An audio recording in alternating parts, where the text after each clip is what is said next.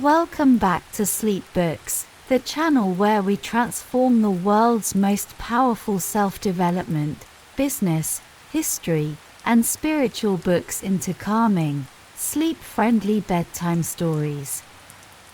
These stories are designed to help you relax deeply, fall asleep gently, and absorb timeless wisdom through subconscious listening. Tonight's story is based on the fascinating book George Washington, Dealmaker-in-Chief by Cyrus Ansary, a revealing look at the founding father not just as a general or president, but as a strategic, visionary businessman who helped shape the entrepreneurial spirit of the United States. Now, wherever you're listening from, take a deep breath. Turn your volume low. Settle in under the covers. And allow yourself to be guided into a peaceful, reflective state. If you enjoy these stories, we'd love for you to like, comment, and subscribe. Let us know where in the world you're listening from. It's always inspiring to see how these stories bring people together across borders and time zones.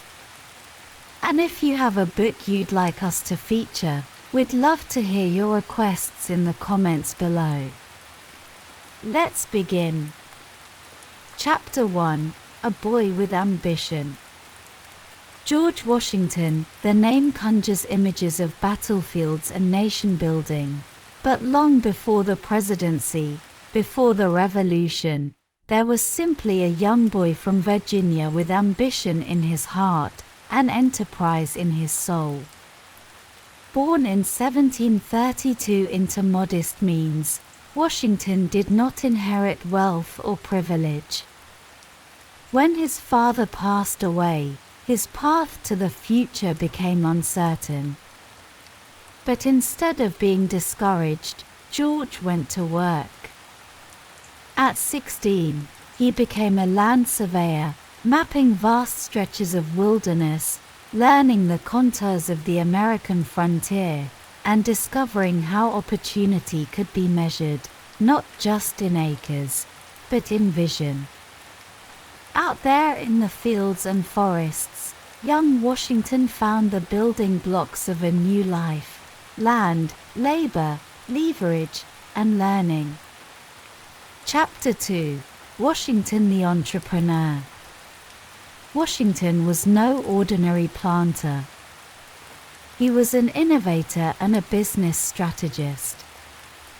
He transformed his beloved Mount Vernon into an enterprise. He diversified his crops, moving away from tobacco and into wheat and grains. He built a flour mill. He opened commercial fisheries. And he even started a distillery that would go on to become one of the largest whiskey producers in America. He controlled production, branding, and distribution, a full-scale operation in the pre-industrial world. Washington's success wasn't about luck. It was about knowledge, experimentation, and treating each opportunity with the care of a craftsman and the mind of a CEO. He mastered the long game, investing, reinvesting, and always looking to the future. Chapter 3: The Entrepreneurial General.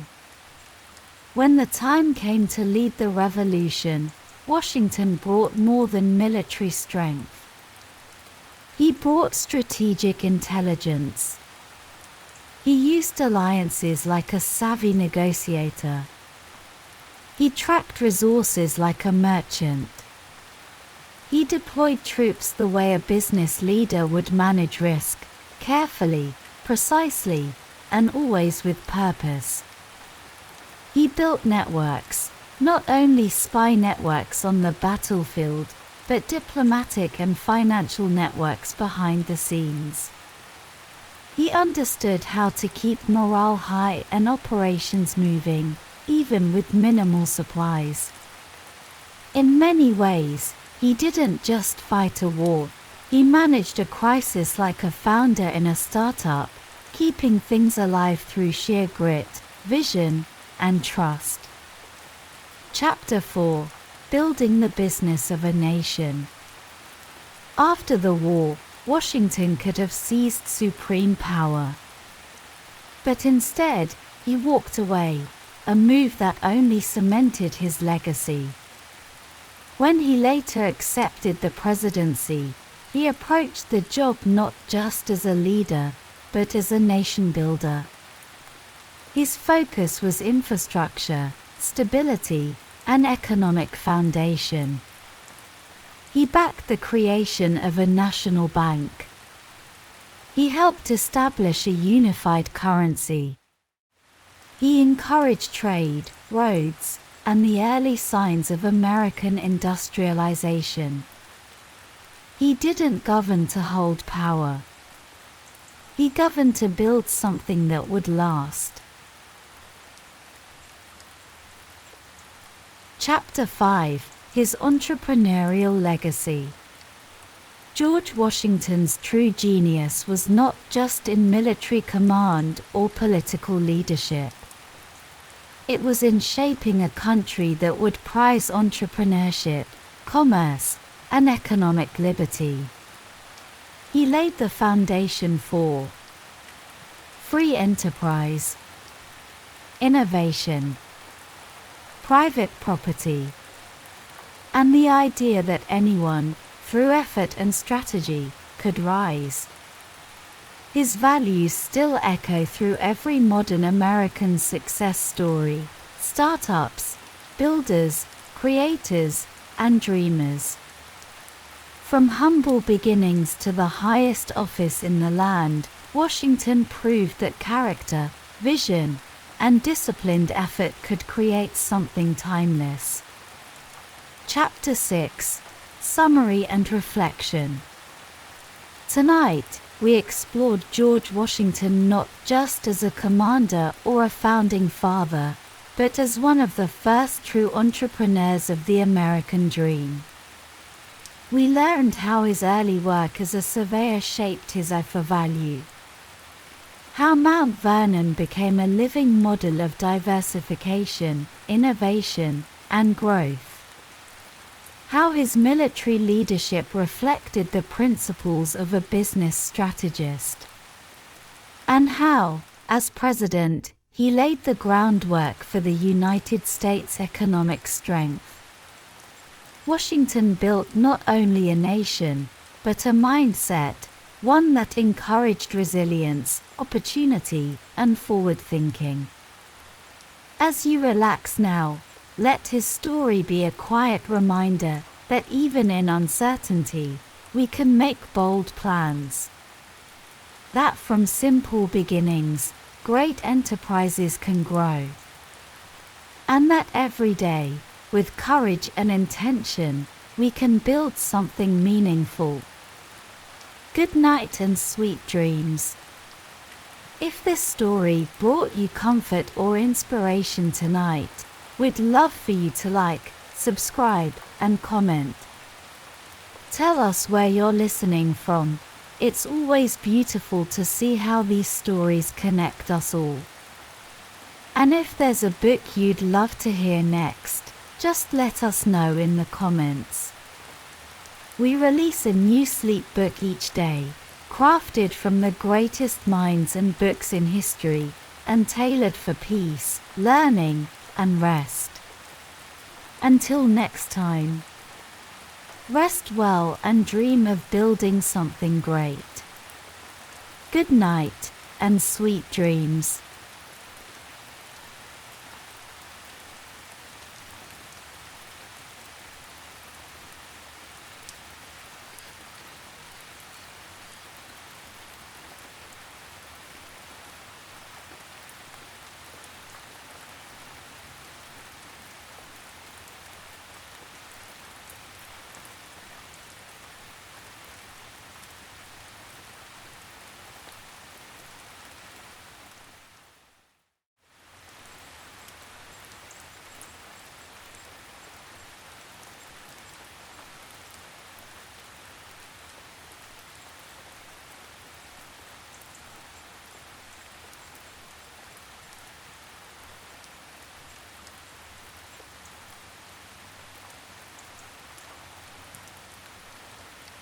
Welcome back to the Midnight Library.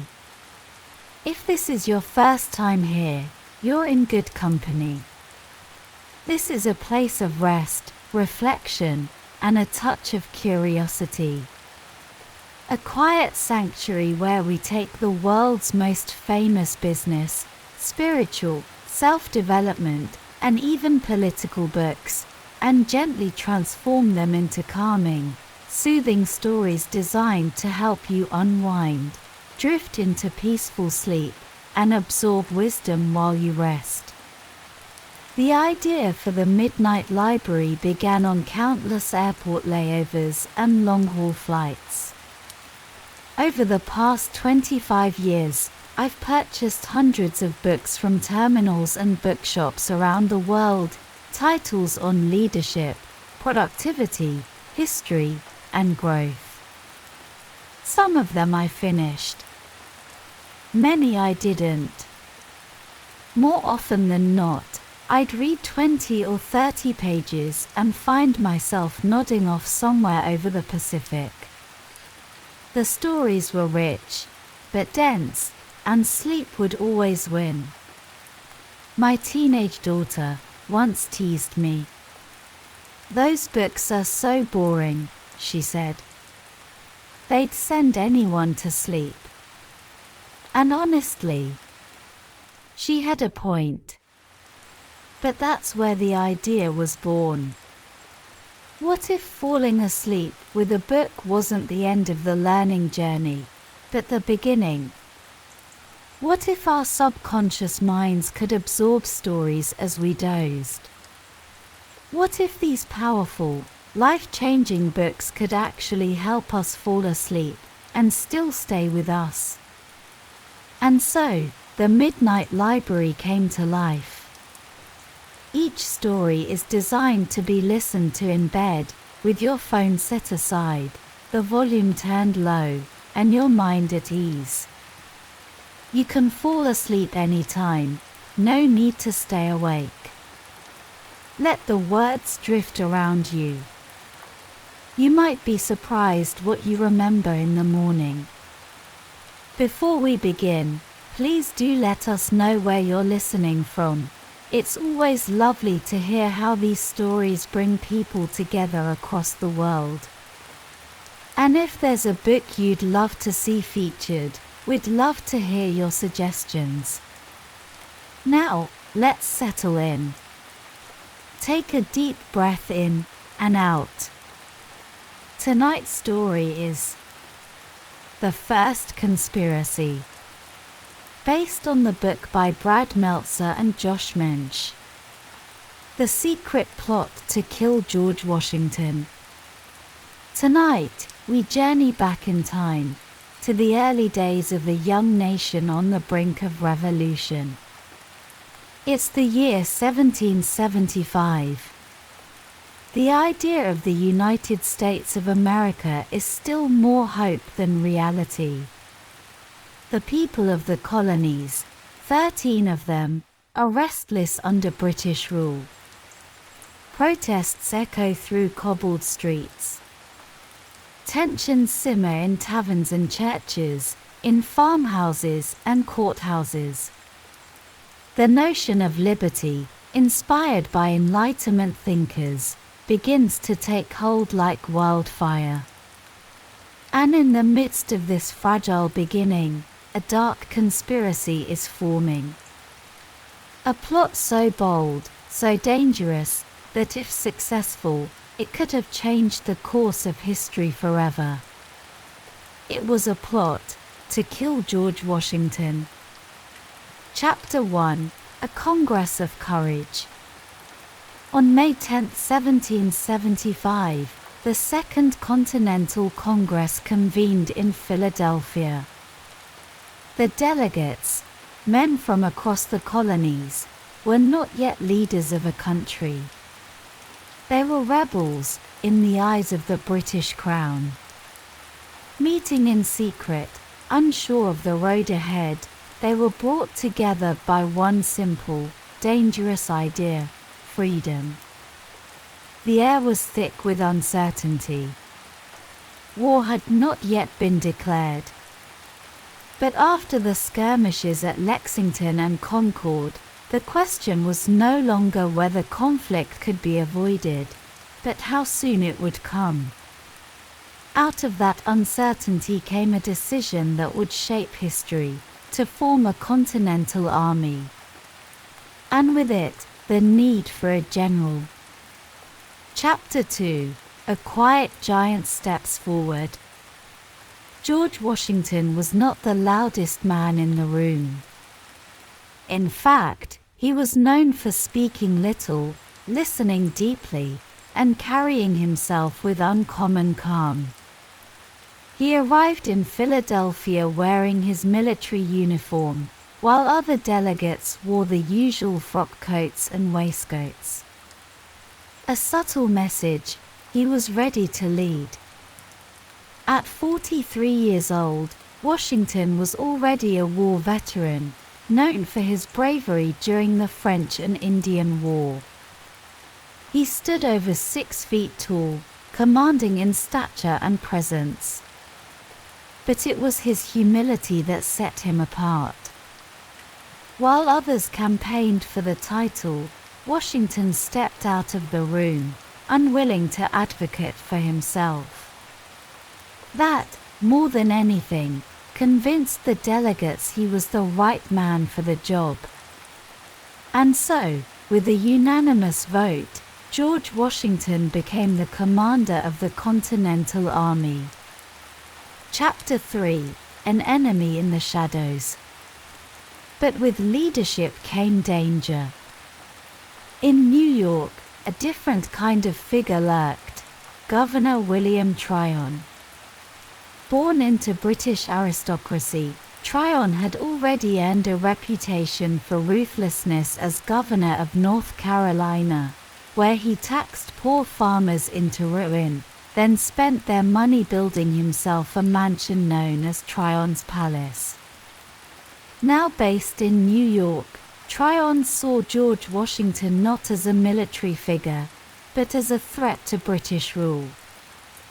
And so, in secret, he began to plan. From his ship anchored just off the harbor, safe from revolutionary mobs, he orchestrated a plot to kidnap, and perhaps even assassinate, General Washington. Chapter 4. A web of betrayal. The plan was clever. Tryon couldn't move freely in the city, but he had messengers. One of them was Gilbert Forbes, a gunsmith loyal to the crown. Under cover of night, Forbes carried money from Tryon's ship to bribable members of the Continental Army. Over 100 soldiers were persuaded to turn coat, to fight for Britain if and when the moment came.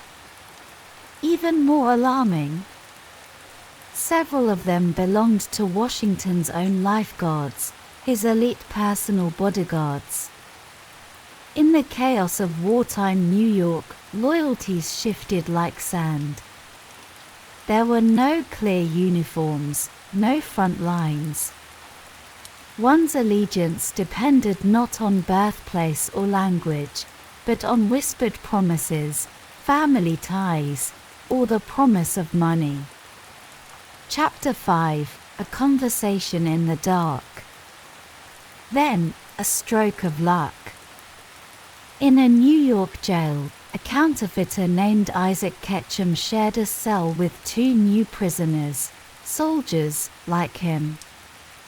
During a late-night conversation, the men let their guard down. They spoke of a plot, a plan to betray Washington. And they weren't just soldiers. They were lifeguards. Ketchum, seizing his chance for freedom, wrote to the Provincial Congress. His testimony opened the door to an investigation that rocked the Revolution. The men were identified. 1. Thomas Hickey, an Irishman who had once fought for the British, was singled out, tried, and found guilty of treason. On June 28, 1776, in front of 20,000 onlookers, Hickey was hanged. It was the first execution for treason in American history, not against Britain, but against the dream of America itself. Chapter 6: What Might Have Been. What if Tryon's plan had succeeded? What if the conspirators had struck before the warning came? What if Washington had fallen, just as the Revolution began? We might never know the names of the founding fathers. The colonies may have remained under British rule. The Declaration of Independence, already being drafted that summer, might never have been signed. But history took another path. Thanks to a single conversation, and a man desperate for redemption, the first conspiracy to kill George Washington was uncovered and stopped. And a young nation moved forward, one careful step at a time. Conclusion echoes through time. In the quiet moments of history, in whispers, in shadows, in jail cells and over bribes, the future is often decided. The story of George Washington's near assassination is not just one of survival, but of vigilance, integrity, and resolve. It's a reminder that even in our darkest hours, truth has a way of coming to light. Thank you for joining us tonight, here at the Midnight Library, where stories of leadership, courage, and history gently accompany you into rest, and, perhaps, stay with you in your dreams. If you've enjoyed this journey, let us know where you're listening from. We love hearing from our global community. And if there's a book or story you'd like to hear in a future episode, we'd be delighted to hear your suggestion. Until next time, sleep well, and good night. Sweet dreams.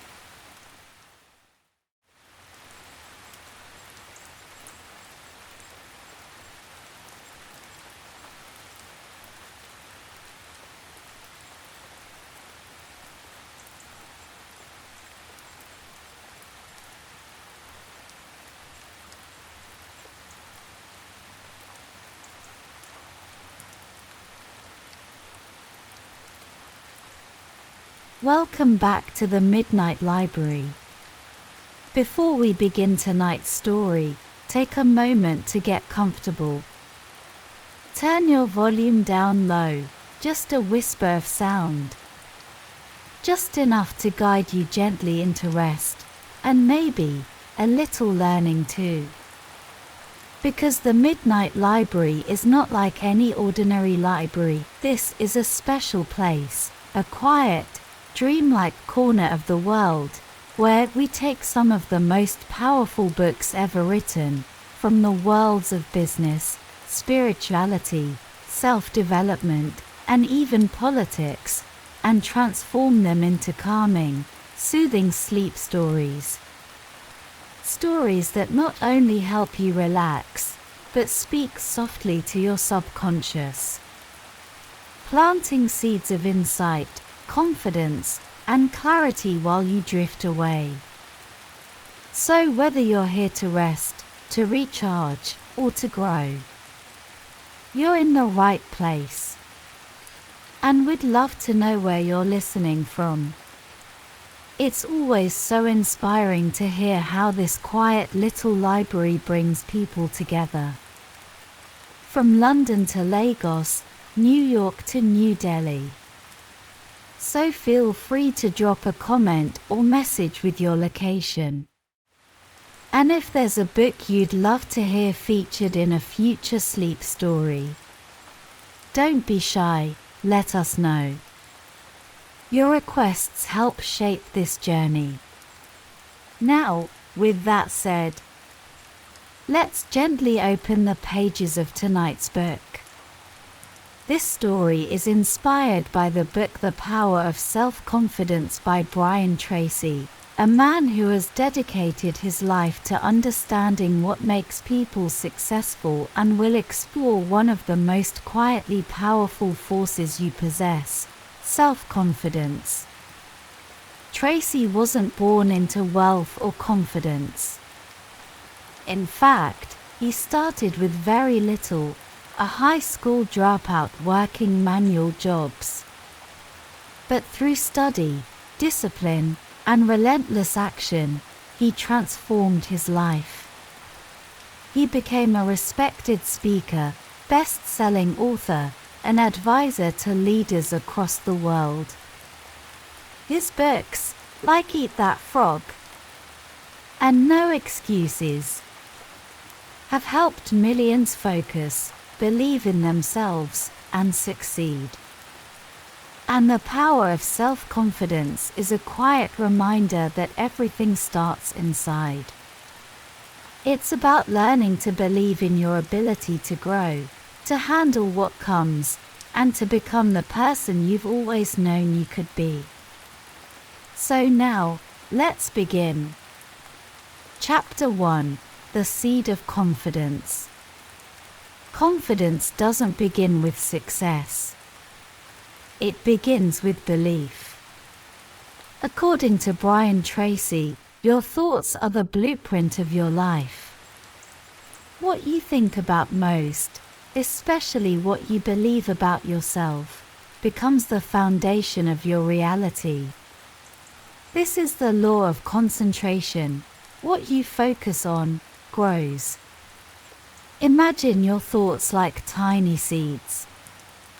Each time you tell yourself, "I can do this," that seed takes root. And every time you repeat it, the roots grow deeper. You may not feel confident yet. That's okay.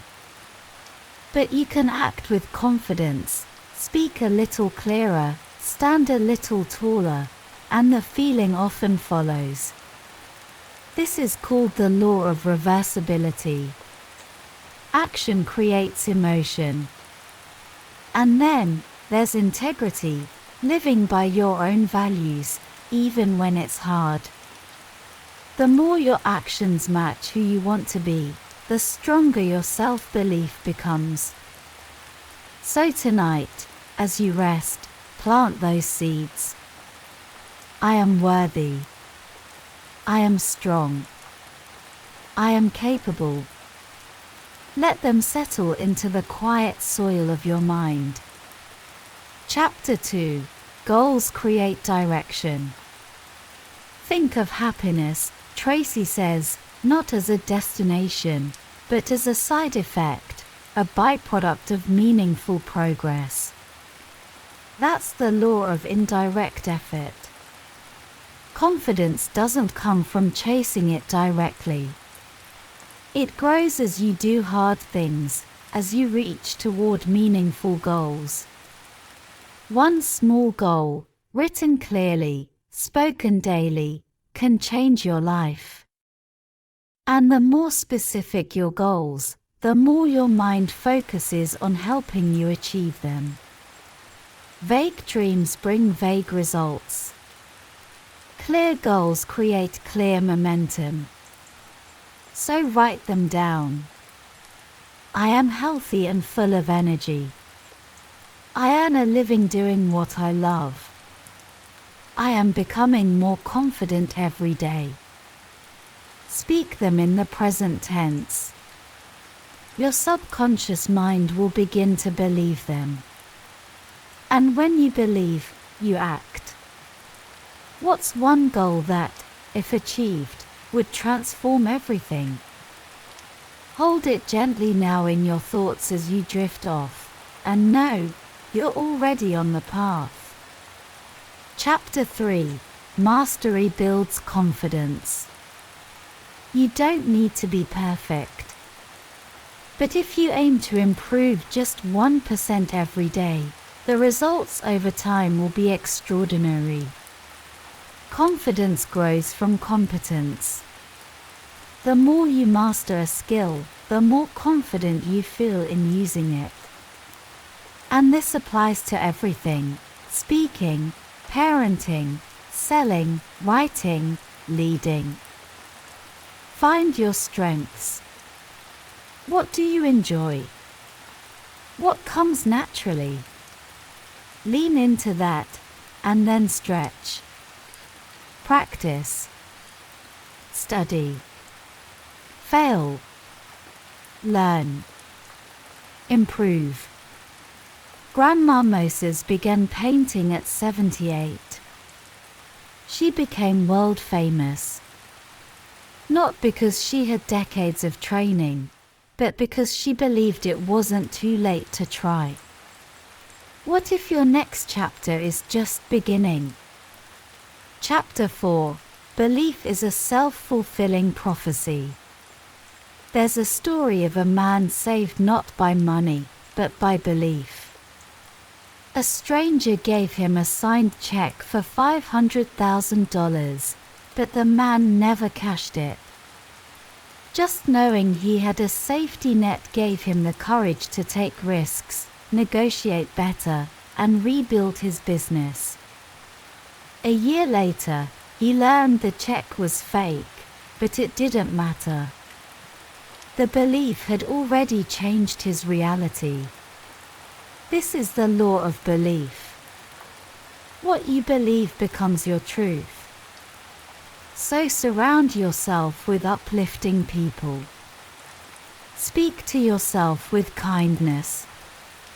Replace every "I can't" with "I'm learning." Use affirmations and visualization to see yourself succeeding, growing, thriving. Tonight, imagine a scene, one where you speak clearly in front of a group. Or finish a project.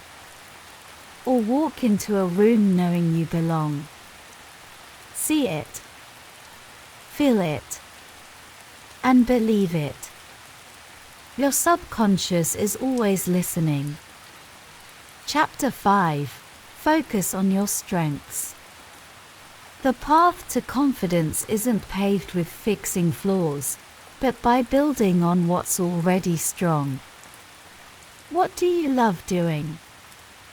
Where do you feel most alive? According to Brian Tracy, lasting success comes when you lean into your natural talents and let them grow.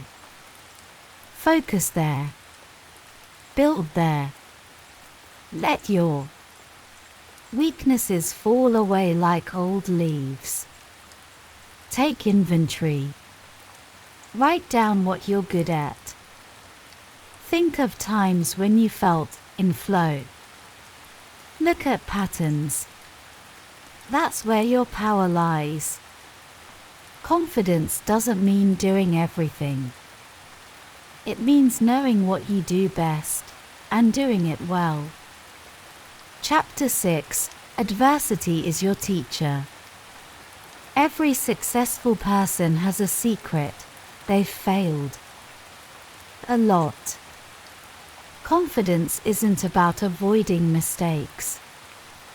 It's about growing stronger because of them. Thomas Edison failed thousands of times before inventing the light bulb. but each attempt taught him something. Failure wasn't the opposite of success, it was the path.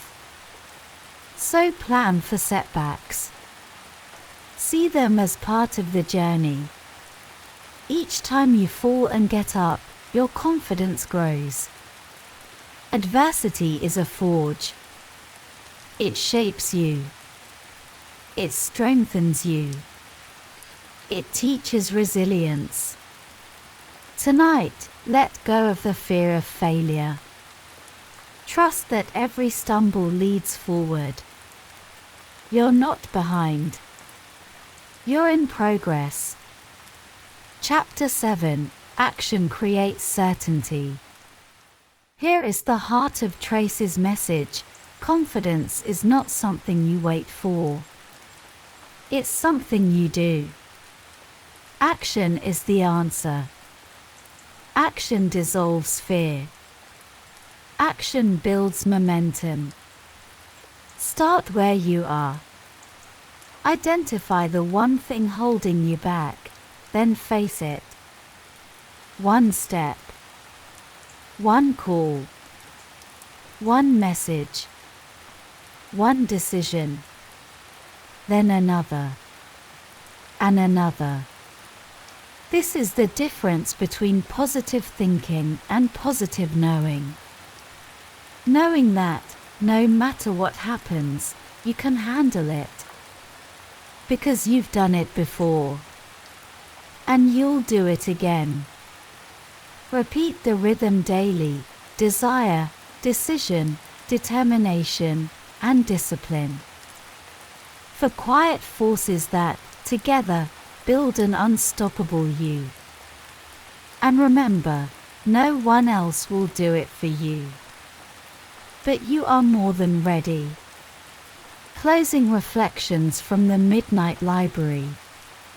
And now, as you rest here, in this quiet space, know this: you don't need to be perfect. You don't need to have it all figured out. But you do need to begin.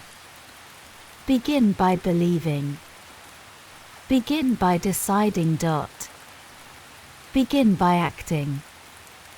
Because every time you choose courage over fear, every time you choose progress over perfection, you strengthen your confidence.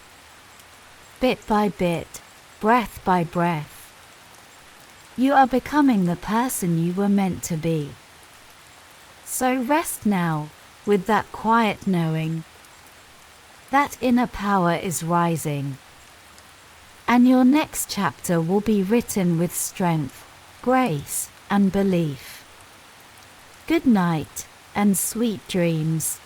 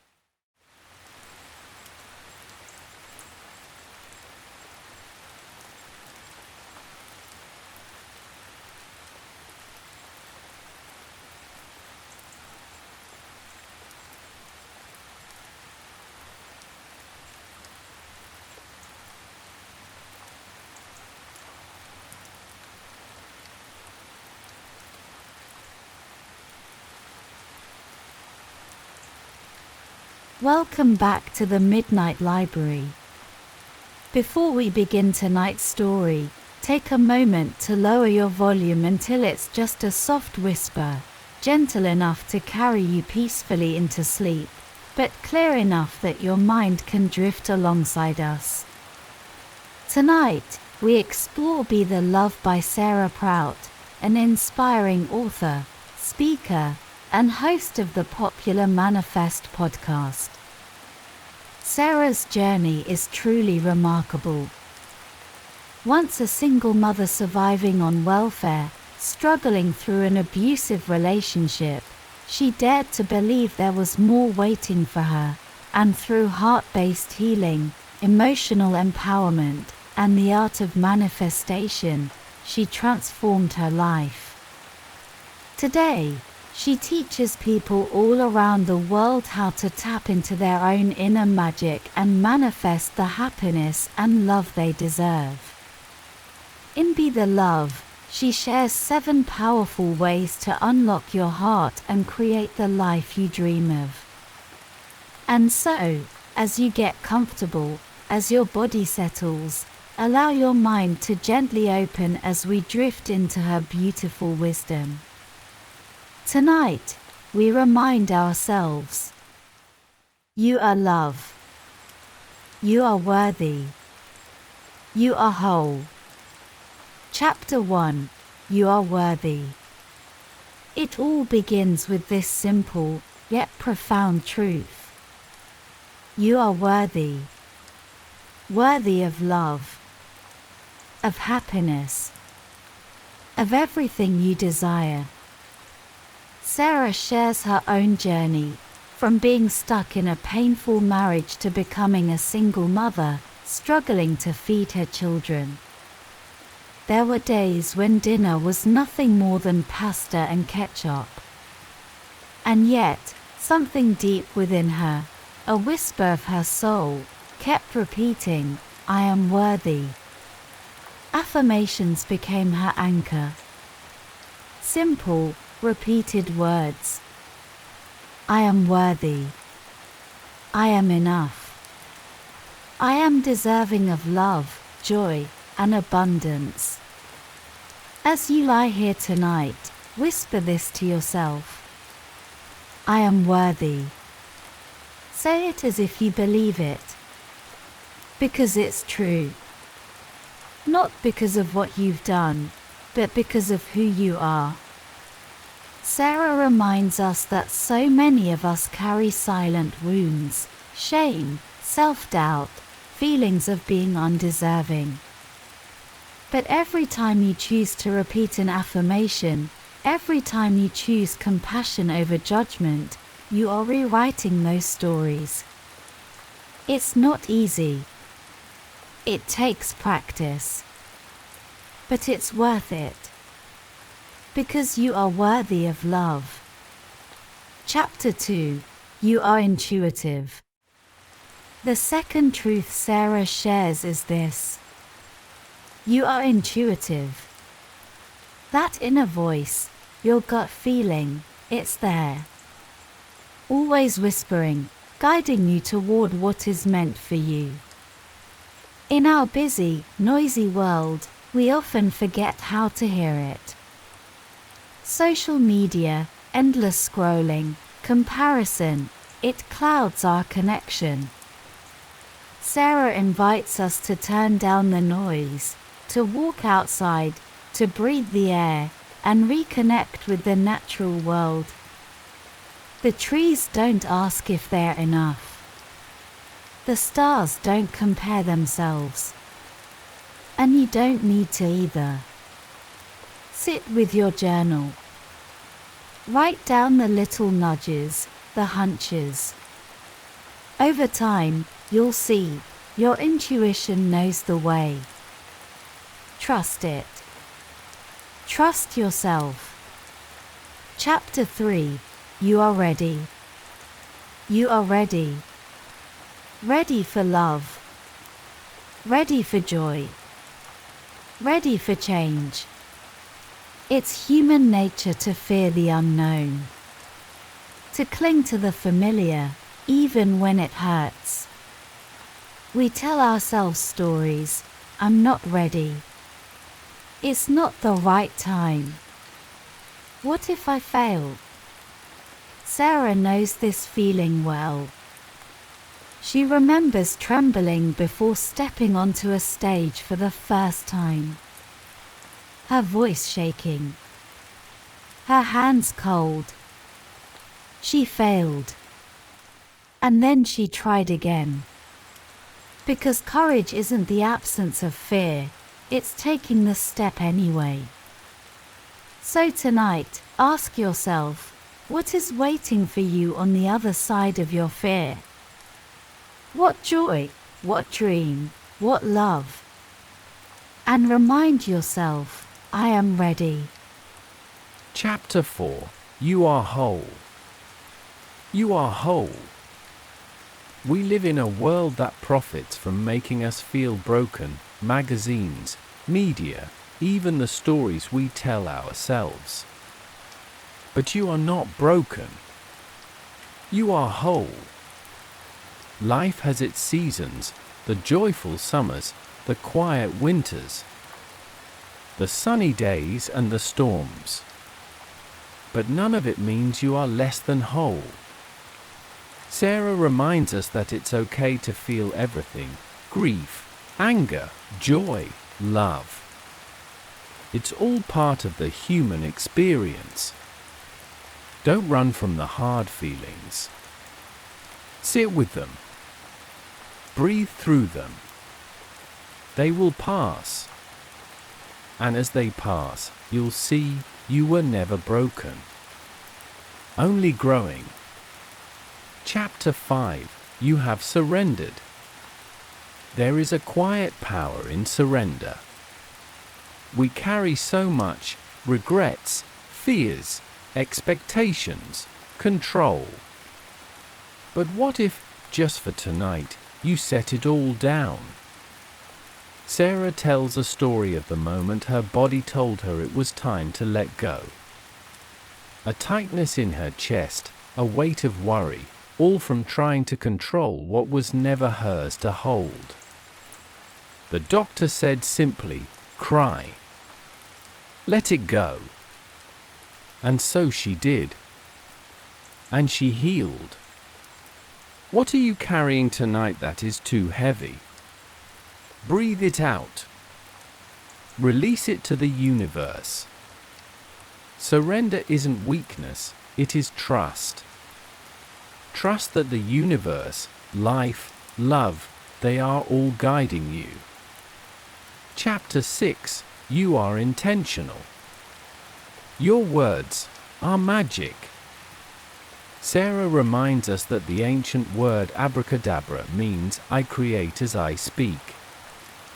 Every word you say, to yourself, to others, is a spell you cast into the universe.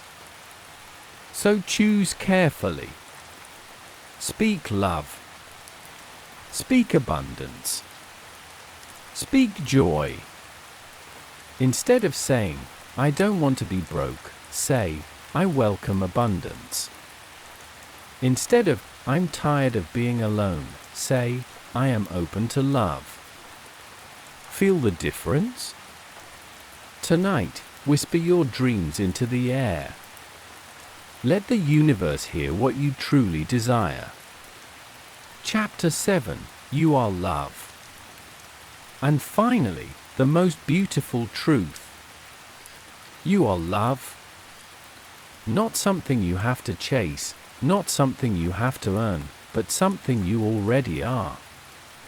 Sarah reminds us that love is the energy of the universe, flowing through us, connecting us, waiting for us to remember.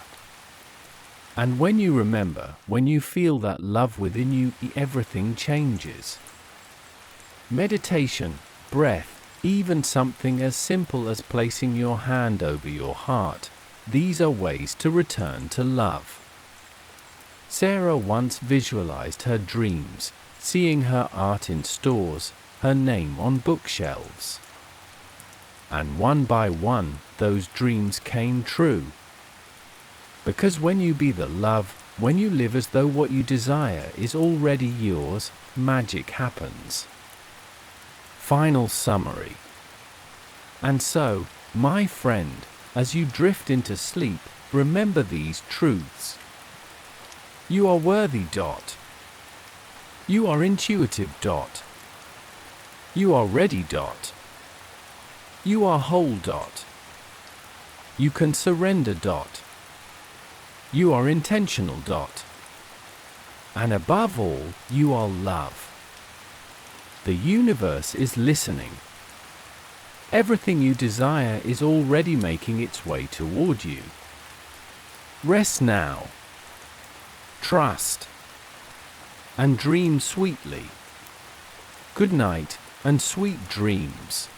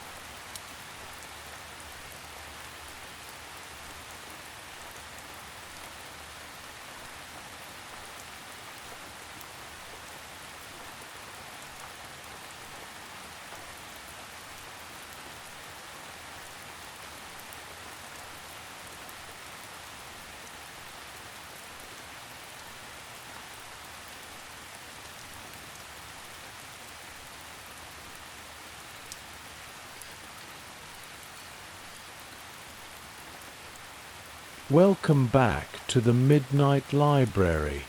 Before we begin tonight's story, I invite you to turn the volume down low, just soft enough that my voice is a gentle companion, fading into the background, guiding you toward a restful sleep.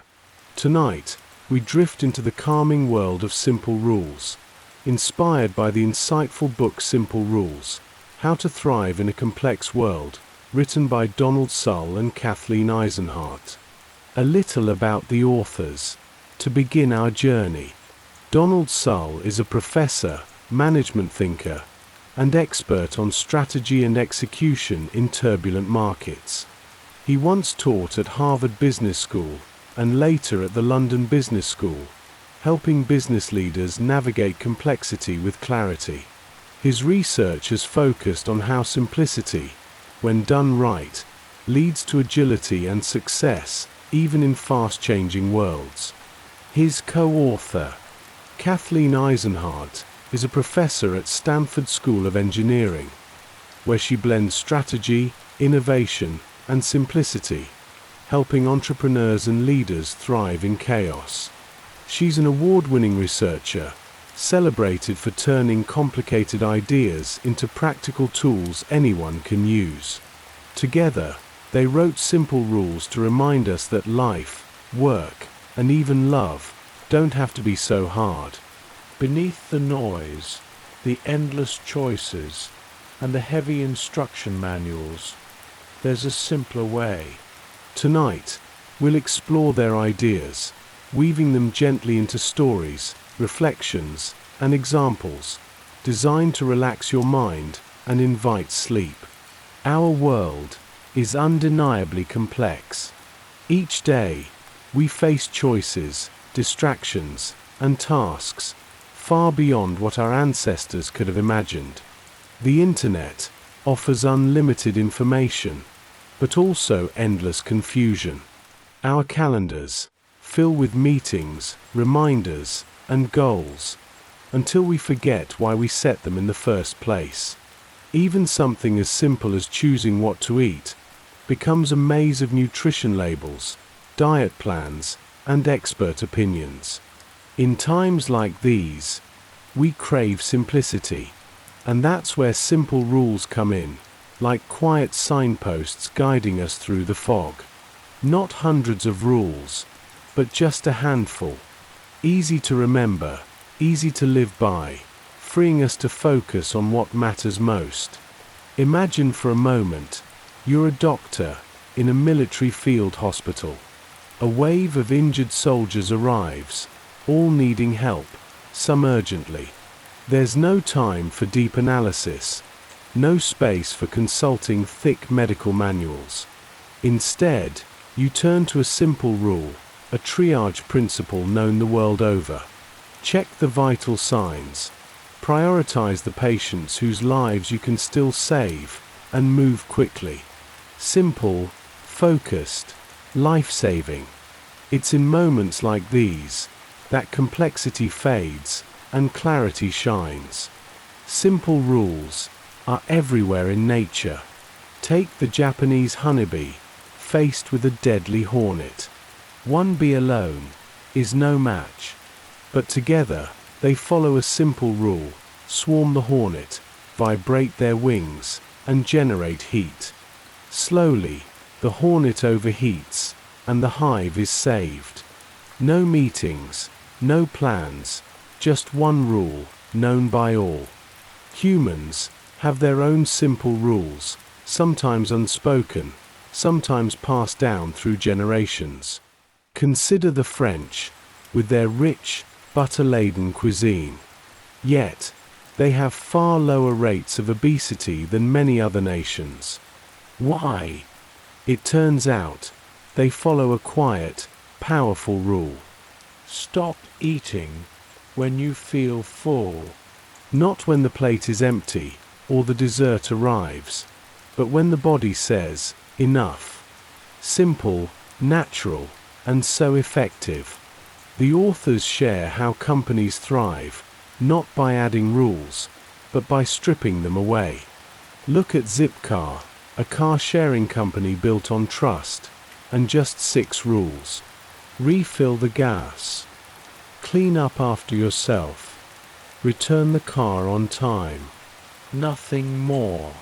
And because it's simple, people follow, and the system works.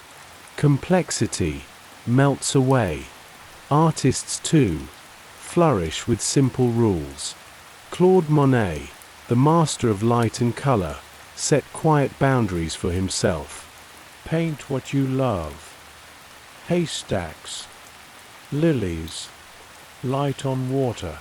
Return again and again, not chasing novelty, but exploring depth. And in that repetition came genius. His simple rule made room for beauty.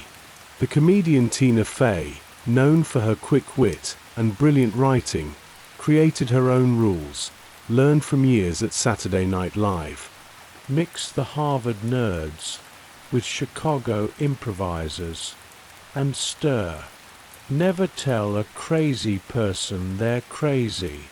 Simple, clear, and surprisingly profound.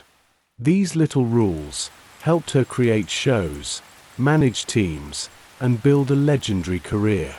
Simple rules don't just guide art or comedy, they shape financial wisdom too.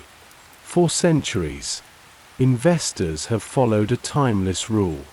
Divide your wealth, 1/3 in land, 1/3 in business, and 1/3 in cash. No fancy formulas, no complex predictions. Just balance, simplicity, and a long view. Even in love, simple rules guide us. One couple shared their 2 golden rules for a long, happy marriage. Always kiss goodnight. Never argue when tired. They followed these rules for 50 years, finding peace even through life storms. Simple rules work because they free our minds. They reduce decision fatigue, the hidden drain we all feel when overwhelmed by choices. Think of a favorite outfit you wear often, a go-to breakfast, a daily walk. These are your simple rules, creating space for bigger dreams and deeper rest. But like all good things, simple rules must evolve. What worked once may not work forever. The founders of Airbnb learned this early. They thought their users would be young backpackers, chasing festivals. But as time passed, they discovered their guests were older, wealthier, craving comfort. So, they changed their simple rules. Always provide fresh soap. Make it feel like home. And with that, the company flourished. And so, tonight, as you rest, perhaps, you'll dream of your own simple rules. What gentle guidelines might ease your days and lighten your heart? Maybe it's no phones after dinner. Walk every morning.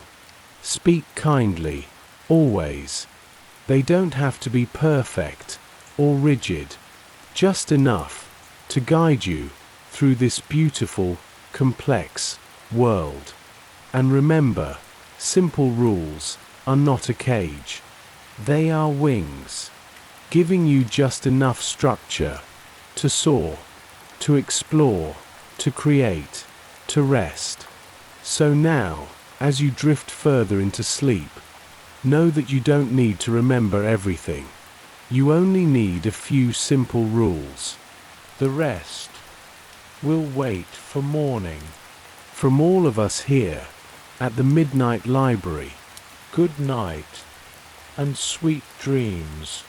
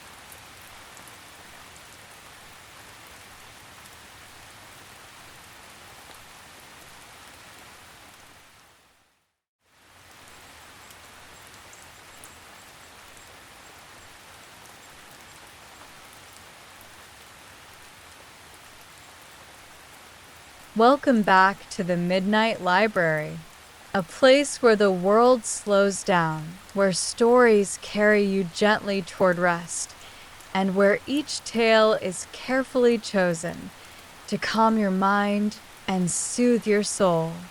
Tonight, we explore a story about discipline, purpose, and the magic that awaits when we greet the world before dawn. It's based on the powerful teachings of Robin Sharma, one of the world's leading thinkers in personal mastery and leadership. Robin is known for guiding millions toward better lives through books like The Monk Who Sold His Ferrari and, of course, the 5 a.m. Club. His philosophy is simple yet profound. Own your morning, and you will own your life. And so, in tonight's story, we follow the journey of two seekers, a tired entrepreneur and a frustrated artist, as they stumble upon a mysterious billionaire with a secret worth far more than gold. Now, close your eyes, take a slow breath, and let me guide you into their world. Once upon a time, a restless entrepreneur found herself burned out, lost in the endless chase of deadlines and expectations. Meanwhile, an artist struggled, yearning to create something meaningful, but drowning in the noise of everyday life. Both of them, desperate for change, attended a conference led by a legendary speaker known only as the Spellbinder. He spoke of greatness, of untapped potential, of the life that waits just beyond our excuses. But it was after the speech when the real magic began. A stranger approached them, dressed plainly, his only hint of wealth a gleaming, rare watch. He was the billionaire, though you'd never know it, and he shared his secret softly, almost like a whisper. I didn't stumble into success. I built it each morning starting at 5 a.m. If you're ready to change your life, meet me tomorrow before the world wakes. And so, with hesitation and curiosity, the entrepreneur and the artist awoke the next morning long before the sun. To their surprise, a luxury car awaited, carrying them to a private jet, its sleek frame marked with 3 simple letters, 5AC. The 5 a.m. Club, the pilot explained with a smile, where ordinary people become extraordinary. As the jet soared into the sky, the billionaire began to share his greatest treasure, not his wealth, but his morning ritual. 5 a.m. is not just a time, it's a doorway. A doorway to peace, power, and possibility. He spoke of the greats who came before. Mozart, composing symphonies before the sun rose. Benjamin Franklin, who asked himself each morning, "What good shall I do today?" John Grisham, writing his first novels 1 page at a time before dawn. The world's quietest hours are when your mind is sharpest, your soul is clearest, and your dreams loudest. He explained the science behind the practice. When we rise early, our prefrontal cortex, the part that doubts and worries, goes quiet.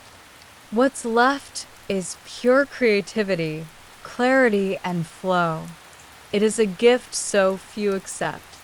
The billionaire called it the victory hour, and within it lay the powerful 20/20/20 formula.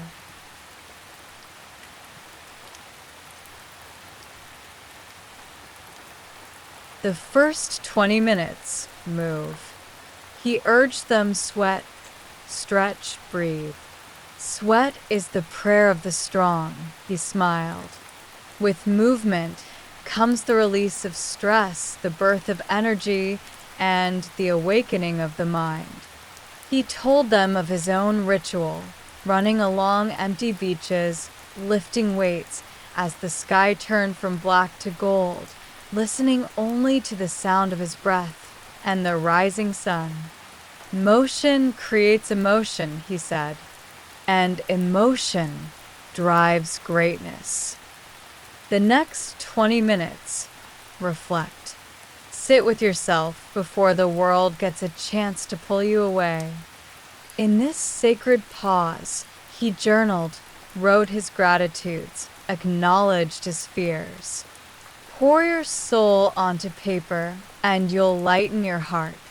He spoke of ancient philosophers of Marcus Aurelius, who began each day writing his meditations, thoughts meant only for himself. This is how you lead yourself before you lead others. The final 20 minutes grow. Read, learn, feed your mind, because no empire was ever built on ignorance. He devoured biographies, lessons from leaders, wisdom of saints and scholars. Growth is non-negotiable. Stagnation is death. He told them of his favorite dawn rituals, listening to audiobooks, exploring new ideas, studying breakthroughs in science, psychology, and art. But the billionaire's wisdom didn't stop there.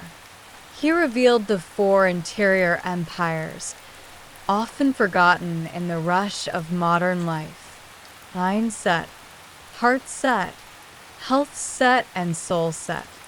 Most chase mindset alone, but that's only 1/4 of your true power. Mindset, training your mind to see opportunity, not obstacle. Heart set, healing your emotional life, so past pain doesn't poison future potential. He shared how each morning he forgave both himself and others. The heart unburdened is the heart that flies. Health set, caring for the body as the vehicle of your dreams. Because what good is brilliance if you're too tired, too sick to share it? He trained hard, ate clean, and rested deeply, knowing that longevity was the ultimate edge. Soul set, connecting with something greater, the part of us that remembers who we truly are. Each morning, I speak to the sky, reminding myself, I am not my fears, I am my dreams. The artist, wide-eyed, felt a stirring in his chest. The entrepreneur, for the first time in years, felt hope. And just when they thought the lessons were complete, the billionaire shared one final truth. Elite performance, he said, is not just about how you work, but how you rest. He spoke of the twin cycles of performance: intense focus, followed by deep recovery. A farmer does not plant without resting the soil. So too must you rest, replenish, and renew. He shared his evening rituals, turning off screens by 8 p.m., sipping tea, reflecting on his wins, reading poetry, and sleeping like it was his superpower. As their journey came to a close, the sun rose over the ocean, painting the sky in hues of pink and gold. The billionaire smiled as the first light touched their faces. Remember this: the world belongs to those who rise while others sleep. Own your morning. Own your life. Protect your first hour, and the rest will follow. And so, dear listener, as you lay quietly now, feel the story settle into your heart. Imagine the quiet of a new dawn, the air still, the sky endless. See yourself rising while the world sleeps, moving, breathing, reflecting, growing. Because within those hours lies the power to shape your destiny. And now, as sleep takes you gently, remember the final words whispered from the Midnight Library. Good night and sweet dreams.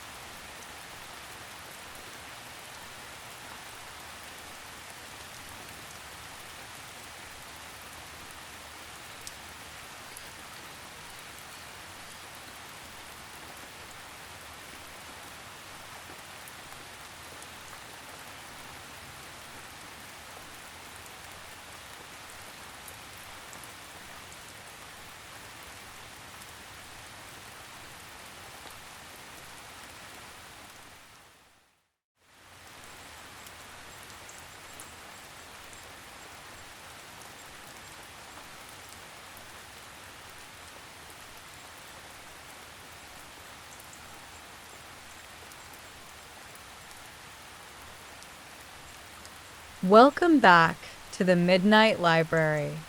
Tonight, we journey through the pages of 12 Rules for Life by Jordan B. Peterson, a timeless exploration of what it means to live meaningfully amidst life's inevitable chaos. As you settle into the softness of your pillow, let your breath slow, each inhale filling you with calm, each exhale releasing the worries of the day. Now, let us drift through the 12 rules, not as strict commands, but as quiet guideposts that invite us to live with intention, courage, and grace. Along the way, we'll explore the myths, stories, and examples that breathe life into these principles. About the author, Jordan Peterson, a clinical psychologist and professor, has spent decades studying what it means to be human, our struggles with suffering, meaning, and responsibility. Drawing from ancient myths, biblical stories, and psychological insights, he offers us these 12 rules as anchors, as lighthouses, to help us chart a steady course through the unpredictable seas of life. And so, our story begins. Rule 1. Stand up straight with your shoulders back. We start with a simple physical act, posture. In the animal kingdom, lobsters fight for dominance. Victors expand, their bodies tall, their movements fluid. Defeated lobsters shrink, chemically altered, curling inward with lowered eyes. Humans, too, react to the world based on how we carry ourselves. Drooping shoulders tell your mind you are small, that you should avoid risk. But a lifted head, a proud chest, this changes everything. In moments of difficulty, a job interview, a tough conversation, a new challenge, imagine yourself upright, grounded, unshaken. Just like the lobsters, your body will tell your mind, I can handle this. Rule 2.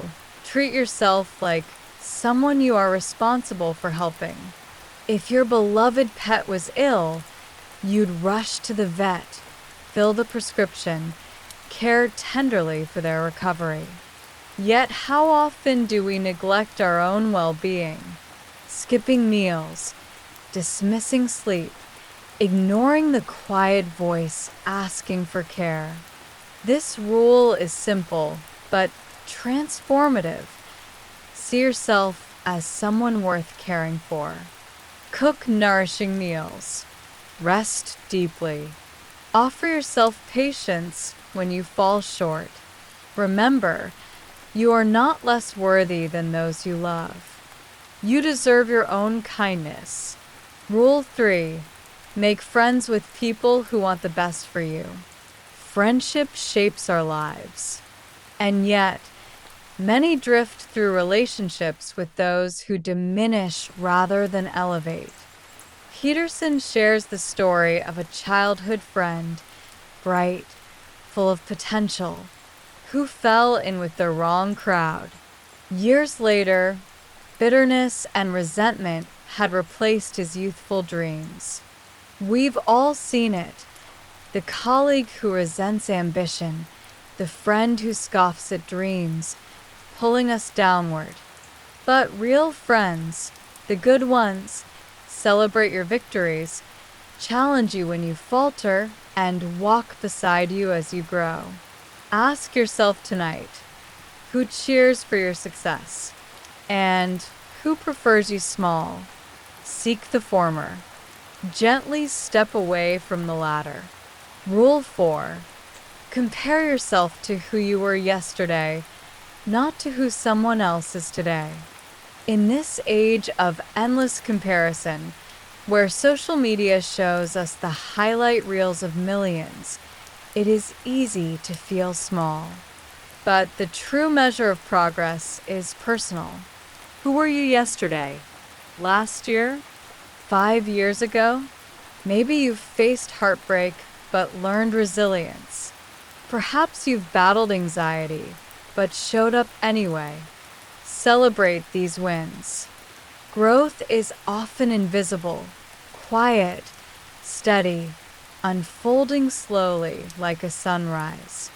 Remember the story of the mountain climber. The summit seems distant, but when they turn around, they see how far they've come. Do the same. See your own ascent. Rule 5. Do not let your children do anything that makes you dislike them. Parenting, the sacred task of guiding a young soul toward adulthood. It's tempting to avoid conflict, to let tantrums pass, to dismiss bad behavior as a phase. But children, wild and wonderful, crave boundaries. Imagine a child left to their own devices. No rules, no limits. They grow feral, lonely, unloved, not because no one cared, but because no one taught them how to live among others. Teach your children, gently, firmly, that kindness matters, that actions have consequences, and that they are capable of goodness. Raise them to be people you are proud of and that the world is grateful to know. Rule 6. Set your house in perfect order before you criticize the world. The world is filled with injustice, war, corruption, cruelty. It's easy to blame, to point fingers outward, but Rule 6 turns the gaze inward. Before changing the world, clean your room, pay your debts, heal what is broken close to you. Alexander Solzhenitsyn, imprisoned unjustly in Soviet labor camps, did not curse the world. He reflected, what choices led me here? How can I still do good?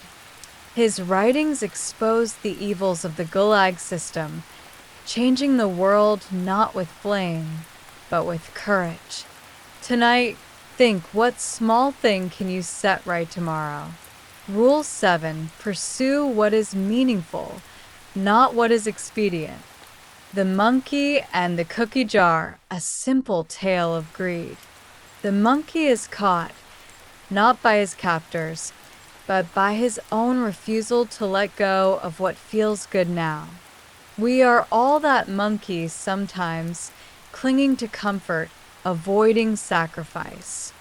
But meaning, deep, soul-filling meaning, comes from choosing what is hard, from sacrificing what is easy.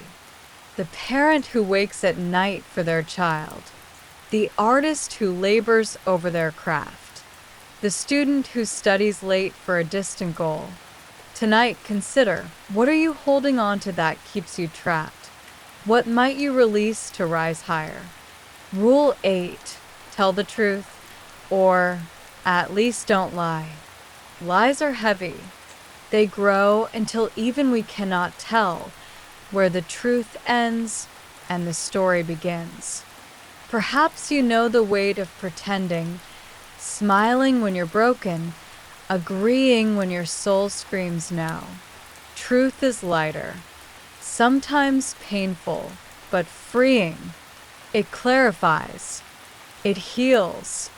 Tonight, imagine laying down every lie, big or small, like setting down heavy stones. Feel the relief. Breathe easier. Tomorrow speak truth, kindly but surely. Watch how your world shifts. Rule 9, assume that the person you are listening to might know something you don't. There is wisdom everywhere.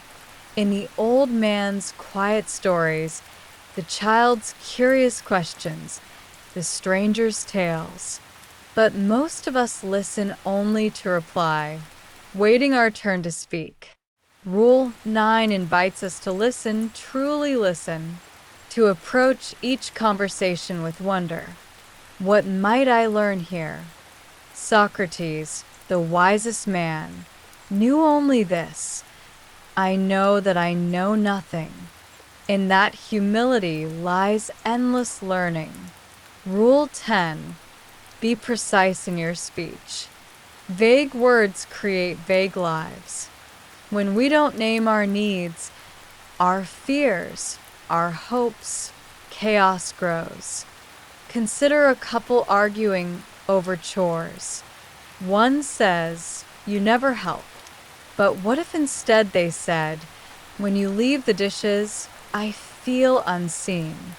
Precision turns confusion into clarity. It builds bridges where walls once stood. Tonight, reflect. Where might you speak more clearly tomorrow?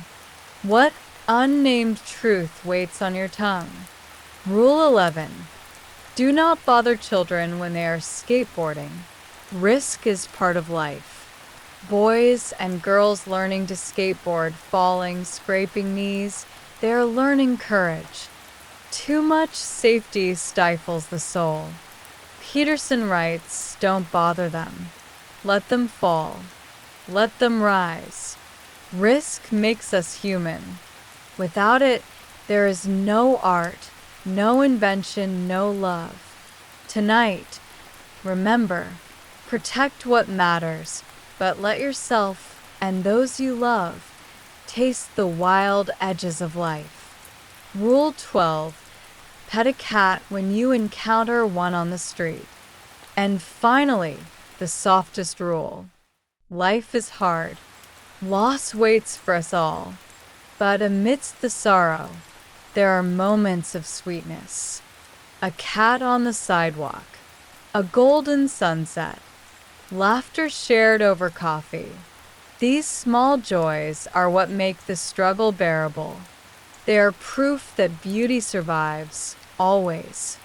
Tonight, recall the small, good things, a kind word, a gentle breeze, the softness of your bed. Rest in that gratitude. Final reflections, finding meaning in chaos. And so, as you drift toward sleep, remember, life is neither perfect nor fair, but it is full of meaning if we choose to see it. Stand tall. Speak truth. Care deeply. Choose meaning. And when the world grows dark, Find the nearest small joy and hold it close. The Midnight Library thanks you for joining us tonight.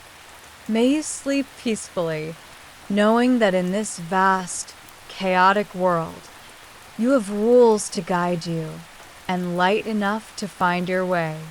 Sleep well and sweet dreams.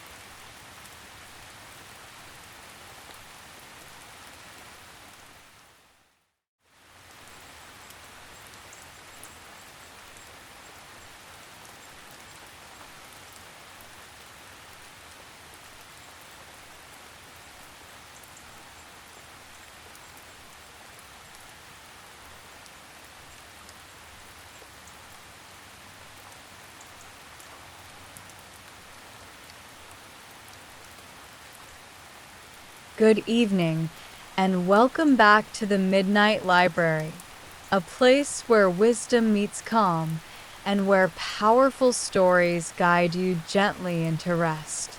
Tonight, we journey into a story of resilience, personal power, and self-reliance.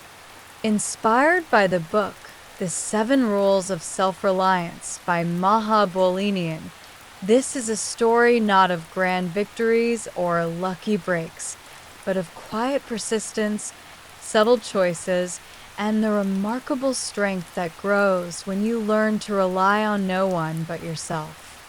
As you settle into bed, feel your body grow heavy and relaxed. Take a slow breath, releasing the day's worries. Tonight, allow this story to carry you. A story about navigating life's challenges, embracing uncertainty, and finding power in places you may not have expected. Let us begin. About the author. Maha Bolinian is a master of building bridges between cultures, between people, and between challenge and opportunity. Born into an Egyptian-American family, she learned early on how to navigate different worlds.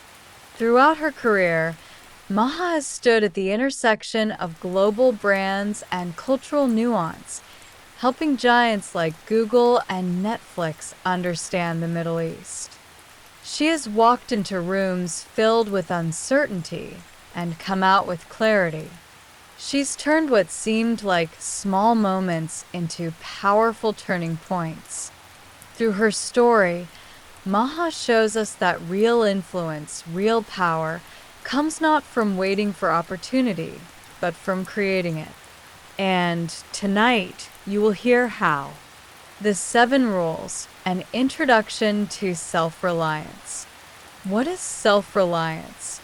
It is the ability to create value from the world around you, even when the odds seem stacked against you. It is trusting your instincts when others hesitate. It is knowing that the best opportunities don't just arrive, they're made. Maha's 7 rules of self-reliance are not complicated. They are simple but profound.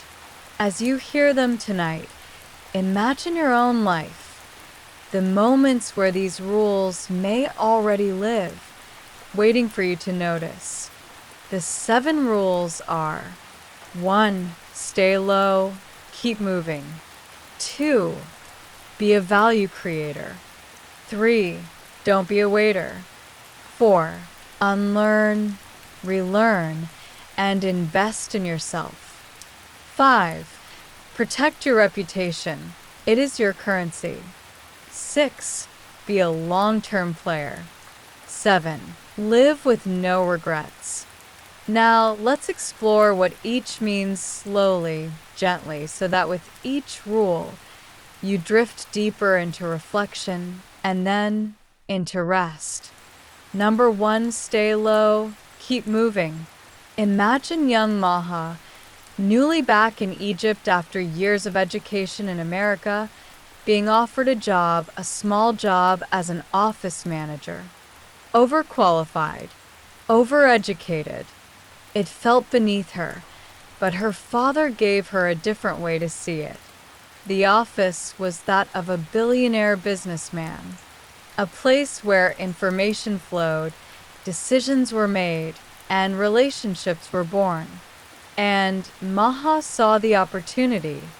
She stayed low, but she kept moving. She learned the business.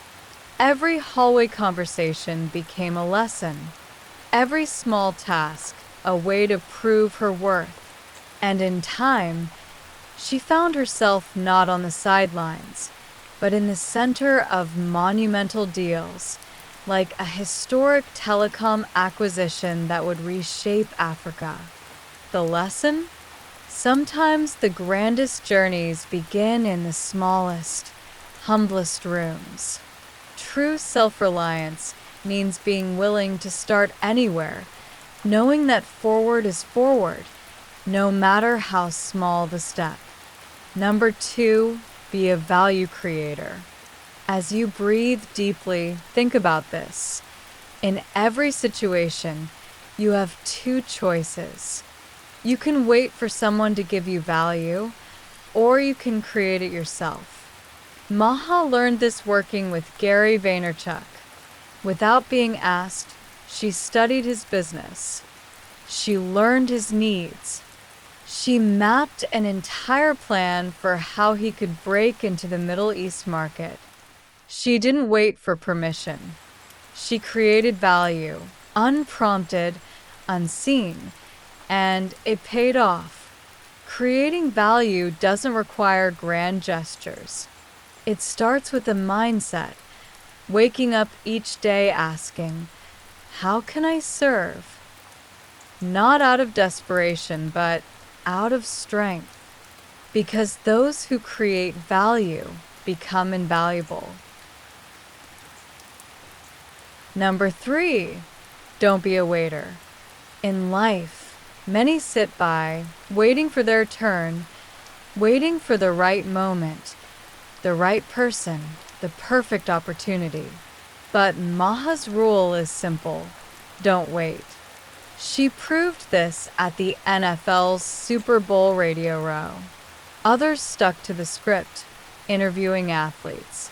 Maha saw something more. an opportunity to create viral content, to build stories that would resonate far beyond the stadium. She moved first, acted fast, created magic. The truth is, those who wait often wait forever. But those who move, those who act, are the ones the world remembers. Number 4, unlearn, relearn, and invest in yourself. As the world shifts, so too must you. Maha learned this the hard way in the heart of the Arab Spring. One of Google's marketing managers helped spark the revolution, unknowingly dragging the global company into chaos. The old rules of public relations of corporate silence no longer applied. Maha and her team had to unlearn what they knew and quickly learn new ways to lead, to connect, and to care. They trained journalists. They launched new products in Arabic. They proved that in the face of change, those who survive are not the strongest, but the most adaptable. Invest in yourself. Learn, unlearn, and learn again, because growth never ends. Number 5, your reputation is your currency. Reputation is quiet. It is built not when people watch, but when no one does. It is your currency, and you carry it everywhere. Maha guarded hers fiercely. She knew that each action, each word, each choice, added to or took from her invisible bank. The people you trust, the promises you keep, the kindness you show, they build something greater than money. They build a name. And in the end, your name will open doors that no resume can. Number 6, be a long-term player. The most powerful players in life are the ones who see beyond the now. They are patient, strategic, willing to plant seeds they may never see bloom. Maha learned this caring for her parents, her father with ALS, her mother with multiple sclerosis. For over a decade, she managed teams of nurses, building a private medical system around them while building her business. She didn't choose between the two. She played the long game, balancing grief and ambition, knowing that what she built in those years would outlast any temporary reward. Long-term players don't chase wins. They build legacies. And finally, the deepest lesson of all. Number 7, live with no regrets. Life will challenge you. It will hurt you. It will test you. But every scar, every story becomes part of your strength. Maha learned to see every moment, even the hardest ones, as a gift. A chance to learn. A chance to grow. She transformed simple acts, like turning apricot juice into ice cubes so her father could taste Ramadan again, into moments of love, memory, and resilience. Live with no regrets. Your story is unfolding exactly as it should. Final reflections. What machines cannot do. As you drift further now, there is one more truth to leave you with. We exist in a world of algorithms, of machines that learn, that calculate, that predict. But no machine can feel what you feel. No technology can build the quiet trust, the deep relationships, the human strength that self-reliance creates. The future does not belong to the fastest or the smartest, but to those who know who they are. Those who can create value, weather storms, and walk their own path, steady and unshaken. And so, as you sleep, remember this. You are stronger than you know. Your greatest skills are not those you list on a resume, but those that live quietly inside you. Your patience, your kindness, your willingness to begin again and again, no matter how many times the world changes. That is self-reliance. Good night from the Midnight Library. Thank you for joining us tonight. Wherever you are, in a quiet room, a bustling city, or a distant place, know that you carry within you the tools to shape your future. Rest now, peacefully, and when you wake, carry these lessons with you. We'll see you tomorrow for another journey. Good night and sweet dreams.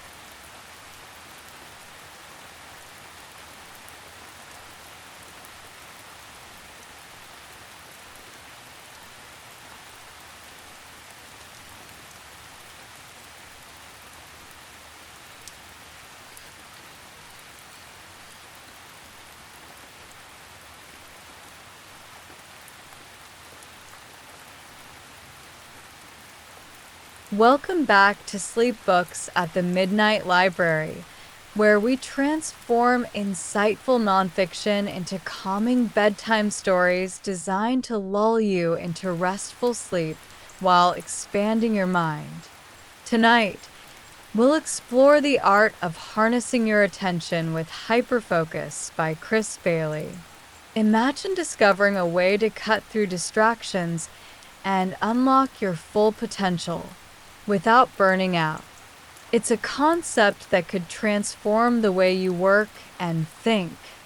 As we drift into tonight's story, let your thoughts slow down and your mind begin to soften. Feel the weight of the day slip from your shoulders as each breath carries you closer to a state of calm. Settle in, adjust your pillow, and sink into the warmth of your blankets as we journey into the world of focus and creativity.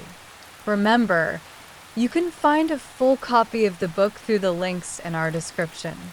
Don't forget to share where you're tuning in from. We love hearing from our global community. And as always, we're open to your suggestions for future stories. Now take a deep breath and relax as we begin. About the author. Our guide through this topic is Chris Bailey, a Canadian productivity expert, writer, and consultant whose work has been featured in publications like the New York Times, Harvard Business Review, and the National Post. Known for his practical insights and relatable approach, Bailey has spent years studying how attention and focus shape productivity. After turning down lucrative job offers to explore productivity full-time, he conducted a year-long experiment, testing different techniques to improve his performance and well-being.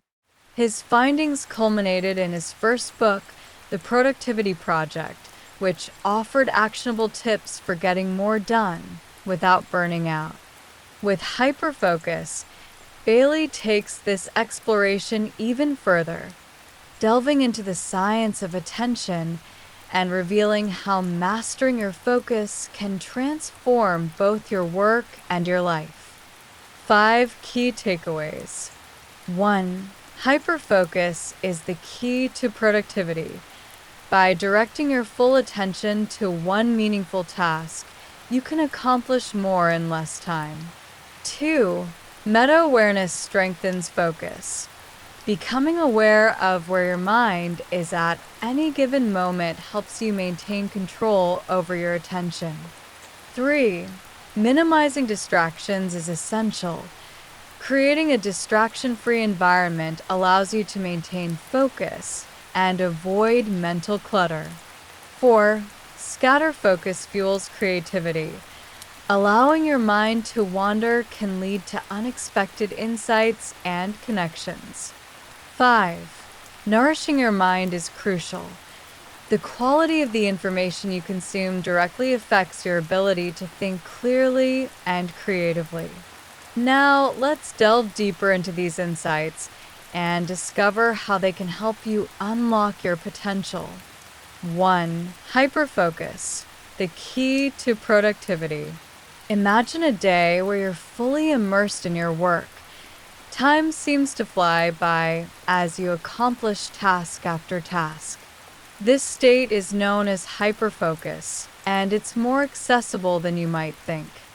Unlike multitasking, which scatters your attention, hyperfocus involves directing all your mental energy toward a single, meaningful task. Picture yourself at a large wooden desk, bathed in soft, natural light. Outside the window, the gentle hum of distant birdsong blends with the faint rustle of leaves in the breeze.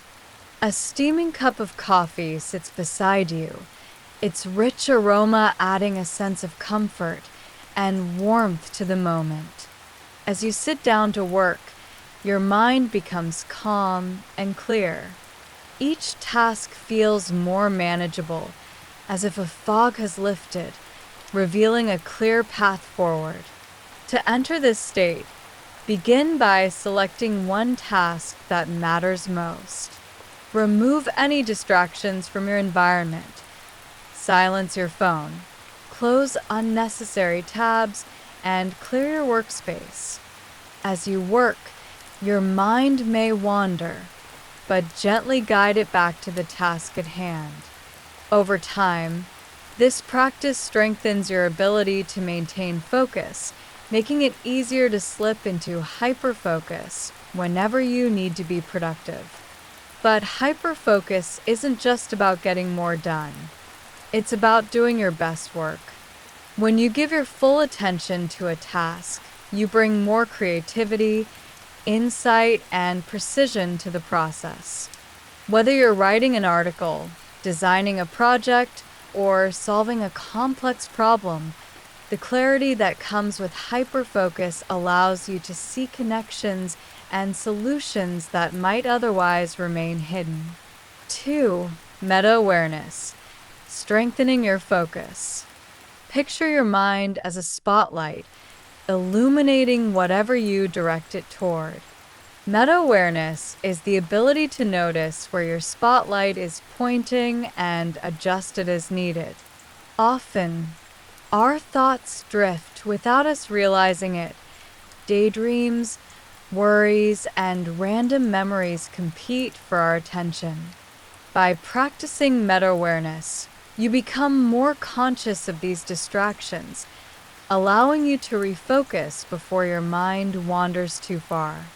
Imagine sitting by a tranquil lake, its surface smooth and still, reflecting the sky above. Each thought that drifts into your mind is like a pebble dropped into the water, creating ripples that spread outward. Meta-awareness allows you to notice these ripples without becoming lost in them. You simply acknowledge each thought, then gently guide your focus back to the present moment. Try setting a gentle reminder, perhaps a chime every hour, to pause and ask yourself, where is my attention right now? If your thoughts have drifted, simply guide them back to the task at hand. This simple habit strengthens your ability to stay present, enhancing both your productivity and sense of control. Over time, you'll find that your mind becomes more resilient, better able to resist distractions and maintain focus even in challenging situations. 3. Minimizing distractions, creating a focus-friendly environment. Distractions are the enemy of focus. Whether it's the ping of a notification or the lure of social media, even small interruptions can break your concentration. The solution is to proactively eliminate potential distractions before you begin working. Imagine preparing your space as if you're creating a sanctuary for your mind. The air is fresh and clear, free from the noise and clutter that can weigh you down. Your phone is placed out of sight, its silent presence no longer pulling at your attention. The soft glow of a lamp creates a sense of warmth and focus, while the gentle hum of background music, perhaps the soothing notes of classical piano, enhances your concentration without distracting from your work. Start by silencing your phone or placing it in another room. Close any apps or browser tabs that aren't essential to your task. If email is a constant source of interruption, check it only at designated times rather than leaving it open all day.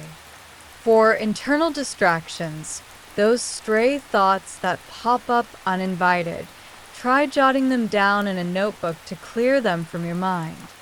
By creating a distraction-free environment, you make it easier to maintain focus and accomplish more in less time. This practice is especially important in today's digital world, where countless apps and platforms are designed to capture and hold your attention. By reclaiming control over your environment, you create a space where your mind can thrive, free from the constant pull of notifications and endless scrolling. 4. Scatter focus, unlocking creativity through mind wandering.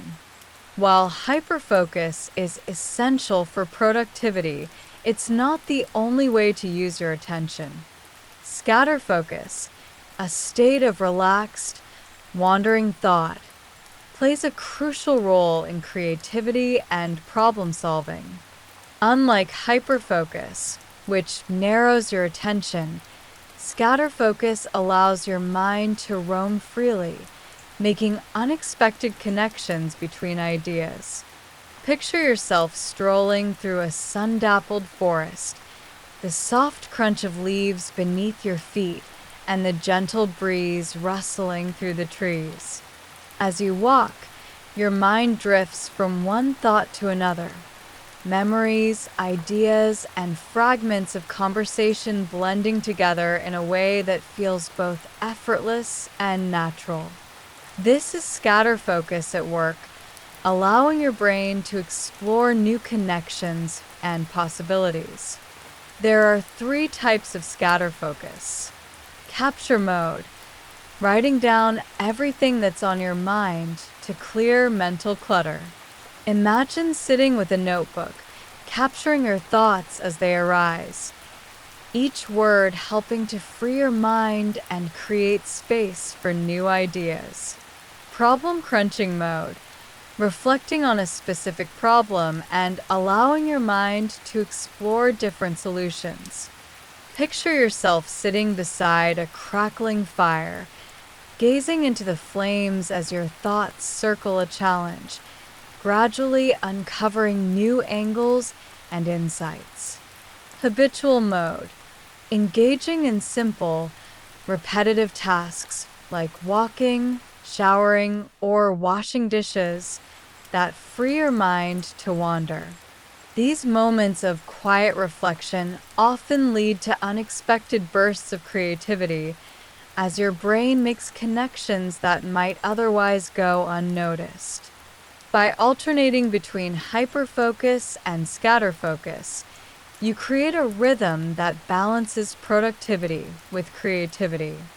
This dynamic interplay allows you to tackle complex tasks with clarity and efficiency, while also giving your mind the freedom to explore new ideas and perspectives. 5. Nourishing your mind, consuming high-quality information. Your mind is like a garden. What you plant determines what grows. Just as nutrient-rich soil produces healthy plants, high-quality information fuels clear, creative thinking. In contrast, a steady diet of low-value content, endless social media scrolling, sensational news, and mindless entertainment clutters your mind and diminishes your ability to focus. Picture yourself tending to a lush, vibrant garden filled with colorful flowers and thriving plants. Each book you read, each podcast you listen to, and each conversation you have is like planting a new seed, one that will grow and flourish, enriching your thoughts and ideas.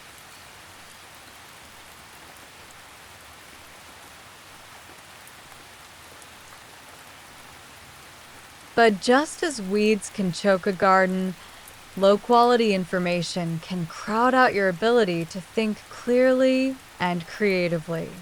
To nourish your mind, choose information that challenges and inspires you. Read books, listen to podcasts, and watch documentaries that align with your interests and goals. Seek out diverse perspectives to expand your thinking. At the same time, limit your exposure to content that drains your mental energy. By curating the information you consume, you create the conditions for deeper thinking and more meaningful insights.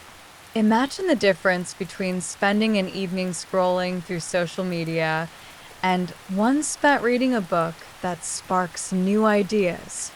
The first leaves you feeling scattered and drained, while the second leaves you feeling energized and inspired. By choosing the latter, you cultivate a mind that is not only more focused, but also more creative, resilient, and capable of tackling life's challenges. Final summary. As you drift deeper into sleep, remember that the key to unlocking your potential lies in how you direct your attention. By mastering the art of hyperfocus, you can accomplish more in less time, while scatterfocus allows your creativity to flourish. Meta-awareness helps you stay present, and eliminating distractions makes it easier to maintain focus. Finally, nourishing your mind with high-quality information ensures that your thoughts are clear and your ideas are inspired. Thank you for joining us tonight at Sleep Books at the Midnight Library. We hope you found tonight's story both relaxing and insightful. Don't forget to share where you're listening from and explore the links in our description for more information on tonight's book. Now, let your mind rest. Feel the weight of the day melt away as you sink into the comfort of your bed. Each breath carries you deeper into a state of calm as your thoughts begin to slow and soften. Tomorrow is a new day, full of potential and possibility. Until then, we wish you a peaceful night, deep dreams, and a well-rested morning. Good night and sweet dreams.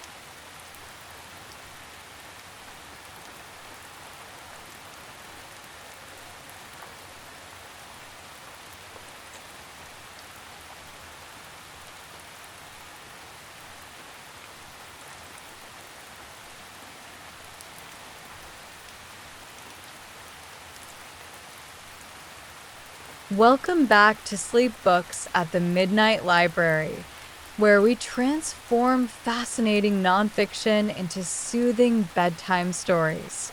Tonight, we embark on a timeless journey, one that bends reality, challenges physics, and takes us beyond the limits of what we know.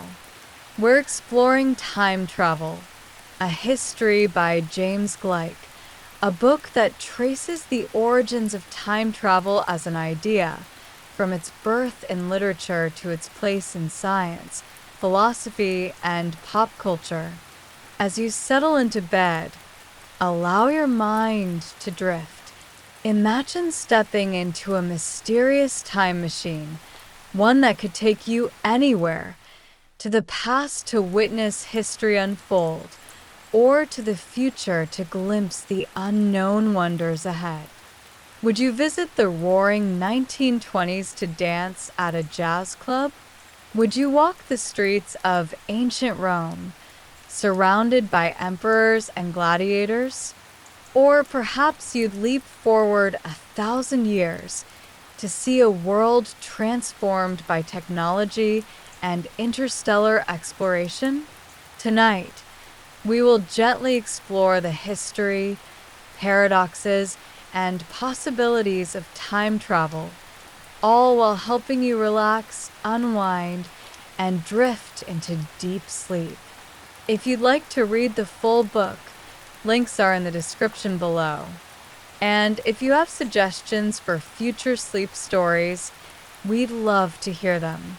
Now close your eyes, let your breathing slow, and allow your thoughts to float through time itself. About the author, James Gleick. James Gleick is a renowned science historian and writer, known for his ability to explain complex scientific concepts in a way that is gripping and accessible. His books explore chaos theory, physics, and the evolution of scientific thought, earning him multiple Pulitzer Prize nominations. In Time Travel, a History, Gleick takes us on an intellectual adventure, unraveling the ways in which humanity has imagined, explored, and debated the very nature of time itself. His work invites us to think differently about the past, the future, and the present moment, and tonight, we will let those ideas guide us into a peaceful and dreamy state of mind. The 5 key takeaways from the book. 1. Time travel is a relatively new concept in human history. While myths and legends hinted at glimpses into the future, the idea of physically moving through time only emerged a little over a century ago, popularized by H.G. Wells' The Time Machine, 1895. 2. Time travel has rules, and those rules create paradoxes. Over the years, writers and scientists have developed guidelines for how time travel might work, leading to fascinating paradoxes and logical challenges. 3. Einstein's theories changed how we think about time. Before Albert Einstein, time was seen as a constant, moving forward at the same speed for everyone. His theories of relativity revealed that time is flexible. It slows down when you travel faster. 4. Time travel creates paradoxes that challenge logic and causality. The famous grandfather paradox and butterfly effect highlight the mind-bending problems that come with changing the past. 5. We time travel every day through memory, literature, and technology. While physical time travel may not exist, we do it mentally all the time by remembering the past, imagining the future, and even using the internet. Now, let's explore these ideas in more depth and allow your mind to drift into the timeless rhythm of sleep. Exploring these key takeaways in detail. 1. Time travel is a new but powerful idea.